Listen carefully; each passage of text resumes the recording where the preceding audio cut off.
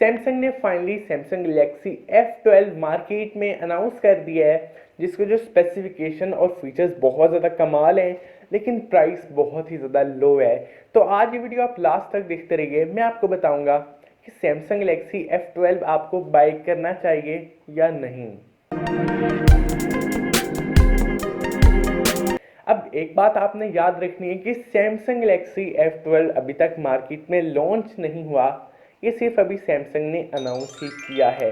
तो हम सारी स्पेसिफिकेशन और फीचर्स के बारे में बात करेंगे और मैं आपको ये भी बताऊंगा वीडियो में ही कि आपको ये फ़ोन F12 परचेज़ करना चाहिए या आपको किसी और कंपनी का स्मार्टफोन परचेज़ कर लेना चाहिए। तो अब हम यहाँ चलते हैं सभी स्पेसिफिकेशंस और फीचर्स की तरफ जो भी सैमसंग ने हमें गैलेक्सी F12 में दिए हैं। तो सबसे पहले मैं आपको प्राइस का बता दूं कि इंटरनेशनल मार्केट में जो प्राइस अनाउंस की गई है सैमसंग गैलेक्सी F12 की, वो है $130, जो कि बहुत ज़्यादा कम प्राइस है। अगर आप इंडिया में हैं तो आपको राउंड अबाउट ये मार्केट में मिल जाएगा 9500 में, जो कि एक बहुत ही ज़्यादा लो प्राइस रेंज है। एक बात आपने ध्यान में रखनी है कि सैमसंग ने पहले इतनी चीप कोई भी डिवाइस लॉन्च नहीं की, लेकिन अब लॉन्च भी कर रहे हैं। और मज़े की बात यह है कि जो स्पेसिफिकेशंस हैं वो बहुत ज़्यादा आपको कमाल प्रोवाइड किए जा रहे हैं। तो हम चलते हैं स्पेसिफिकेशंस की तरफ। तो फ्रंट साइड पे आपको 6.5 इंचेस की स्क्रीन देखने को मिल रही है, जहाँ पे फ्रंट साइड पे सिंगल ही कैमरा है जो कि है 8 मेगापिक्सल का। अब फ्रंट साइड पे जो कैमरा है वो है नॉच डिस्प्ले के अंदर, जिसकी जो पिक्चर क्वालिटी है वो आपकी स्क्रीन पे इस टाइम आ रही है। अब यहाँ पे वाकई पिक्चर क्वालिटी बहुत ज़्यादा अच्छी है 8 मेगापिक्सल में। और बैक साइड पे आपको बहुत ही ज़्यादा डैशिंग लुक देखने को मिल रही है, जहाँ पे क्वाड कैमरास का सेटअप देखने को मिल रहा है। जो फर्स्ट कैमरा है बैक साइड पे वो है 48 मेगापिक्सल का, सेकेंड अल्ट्रा वाइड कैमरा है 5 मेगापिक्सल का, और जो लास्ट 2 कैमरास हैं वो 2 मेगापिक्सल के डेप्थ सेंसर और मैक्रो लेंसेज हैं, जो कि पर्सनली एक बहुत ज़्यादा अच्छा कैमरा सेटअप निकल के आ जाता है सिर्फ 9500 की प्राइस रेंज के अंदर। और अगर आप इंटरनेशनली बाय करते हैं तो आपको शायद और भी एक कम प्राइस में स्मार्टफोन मिल जाए। बाकी कंपनीज़ के साथ अगर हम यही स्पेसिफिकेशंस ही कंपेयर कर लें सिर्फ कैमराज के, तो भी सैमसंग ने इस दफ़ा बहुत ज़्यादा अच्छी आपको क्वालिटी प्रोवाइड की है। क्योंकि पहले सैमसंग जो चीप डिवाइसेस होती थी सैमसंग की, उसमें काफ़ी कम आपको स्पेसिफिकेशन और फीचर्स देखने को मिलते थे, लेकिन अब बहुत ज़्यादा अच्छे कर दिए गए हैं। अब यहाँ पे ये स्मार्टफोन अच्छा इस वजह से माना जा रहा है क्योंकि आपको गेमिंग स्मार्टफोन भी ये देखने को मिल रहा है। इसमें मतलब आप गेमिंग वगैरह भी एक काफ़ी ज़्यादा अच्छी कर सकती हैं।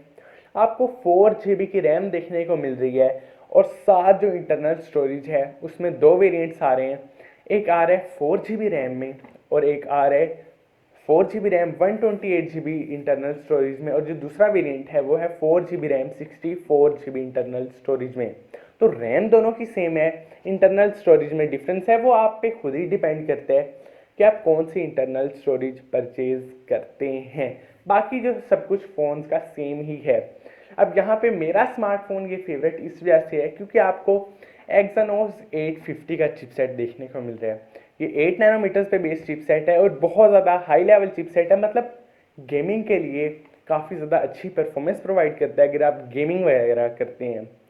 लेकिन अगर आप नॉर्मल यूज़ के लिए स्मार्टफोन लेते हैं तब भी बहुत ज़्यादा अच्छा है, क्योंकि 9500 की प्राइस रेंज के अंदर अगर आप और कोई कंपनी का भी स्मार्टफोन देखें तो आपको इससे आधे भी स्पेसिफिकेशंस देखने को नहीं मिल रहे हैं। तो वाकई जैसे ही ये स्मार्टफोन लॉन्च होगा आपको ये परचेज कर लेना चाहिए, क्योंकि ये भी एक्सपेक्टेड है कि बाद में प्राइसेस वगैरह काफ़ी ज़्यादा बढ़ जाएं, क्योंकि स्पेसिफिकेशन अच्छे हैं तो फ़ोन की डिमांड बहुत ज़्यादा बढ़ गई है अभी से। तो आपको ये फ़ौरन ही परचेज कर लेना चाहिए मार्केट से। उसके बाद एक और बहुत ज़्यादा अच्छी चीज़ है जो सैमसंग ने खुद भी हाईलाइट की है इस स्मार्टफोन में, कि गैलेक्सी F12 में आपको 6000 mAh की बैटरी देखने को मिल रही है। यानी आप गेमिंग बहुत करते हैं या ट्रैवलिंग बहुत ज़्यादा करते हैं तो 6000 mAh की बैटरी बहुत ज़्यादा अमेजिंग रहेगी। बैटरी अगर आप 0 to 100 चार्ज करते हैं तो उसके अंदर थोड़ा सा टाइम लग सकता है, लेकिन एक दफ़ा जब आपने 0 to 100 चार्ज कर लिया तो बैटरी टाइमिंग बहुत ज़्यादा अमेजिंग है। चार्जर उतना ज़्यादा फास्ट नहीं है, लेकिन आपको बहुत ज़्यादा अच्छी बैटरी देखने को मिल रही है। उसके बाद कुछ माइनस पॉइंट भी हैं स्मार्टफोन के, जो ये हैं कि आपको एमोलेड स्क्रीन नहीं आईपीएस स्क्रीन देखने को मिल रही है, जहाँ पे रिफ्रेश रेट 90 हर्ट्ज का है। तो स्मूथ स्क्रीन काफ़ी ज़्यादा होगी, लेकिन आईपीएस डिस्प्ले है।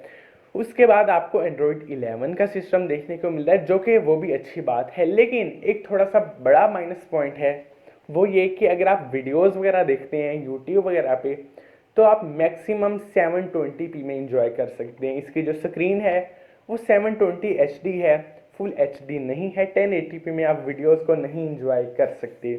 तो ये तो से सारे प्लस एंड माइनस पॉइंट जो मैंने आपको बता दिए। ओवरऑल ये स्मार्टफोन बहुत ज़्यादा अच्छा है, मैं रिकमेंड करूँगा कि आपको परचेज़ करना चाहिए, क्योंकि माइनस पॉइंट में यही है, आईपीएस स्क्रीन और 720p है। बाकी बहुत ज़्यादा आपको अमेजिंग स्पेसिफिकेशंस देखने को मिल रहे हैं। तो दोस्तों बस आज की हमारी वीडियो यहीं तक थी। उम्मीद करता हूँ आपको वीडियो पसंद आई होगी। अगर वीडियो पसंद आई हो तो इस वीडियो को लाइक करें, और अगर आपने अभी तक चैनल को सब्सक्राइब नहीं किया तो आप चैनल को सब्सक्राइब कर लें, क्योंकि मैं डेली ऐसी नई नई इंटरेस्टिंग वीडियोज़ अपलोड करता रहता हूँ।